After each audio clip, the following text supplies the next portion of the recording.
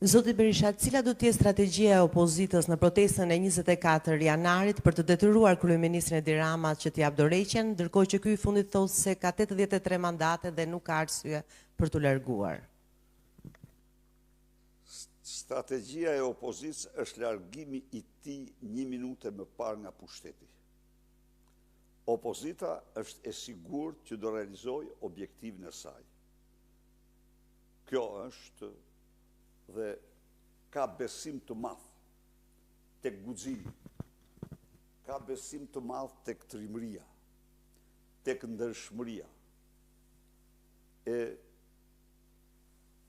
qytetarëve shqiptarë. Ka besim të madh se opozita shqiptare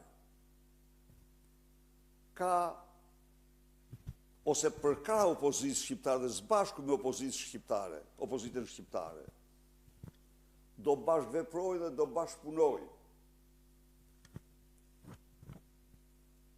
Shumë